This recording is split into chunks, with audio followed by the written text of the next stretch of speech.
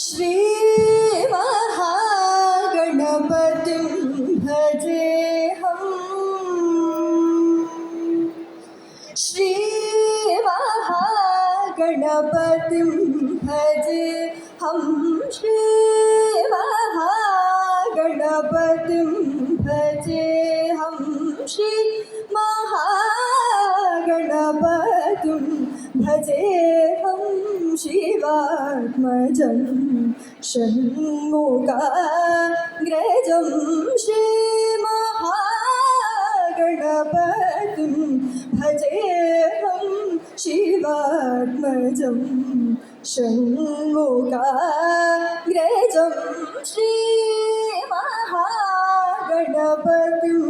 भजेऽहम्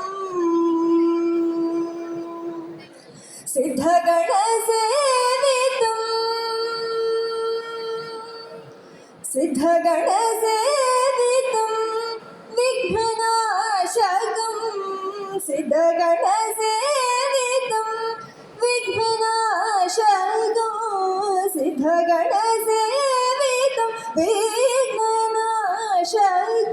शीघ्रवर प्रसाददायकं सिद्धगणसेवितं विघ्ननाशकं शीघ्रवर प्रसाददायकं श्रीमहागणपतिं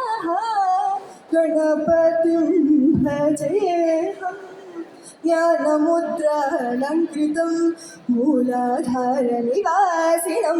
श्रीमहागणपतिं भजेऽहम् गजारण्यवासिनं ज्योतिर्मयम् उपनिषत्सारं पञ्चभूतात्मजं सिन्धूरप्रियं पञ्चमातङ्गमुखं श्रीमहागणपतिं भजेऽहं कामेशनयनाह्लादकं नागलिङ्गवरपुत्रं कामेशनयनाह्लादकं नागलिङ्गवरपुत्रं श्रीविद्याचित्रभागं राजयोगेन्द्रवन्दितं श्रीविद्याचित्रभागं राजयोगेन्द्रवन्दितं सनि पमगमरि सरि सरि सरि मा पनि सनि सरि मरि सनि सनि सदा सदा निरि सदा पमगरि म पनि Shri महागणपतिं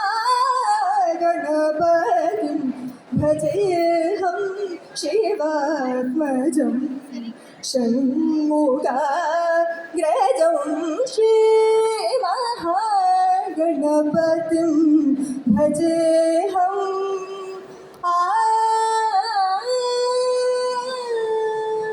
Thank you, Jai Shri Guru. Thank you, my dear friend, for mobilizing the program.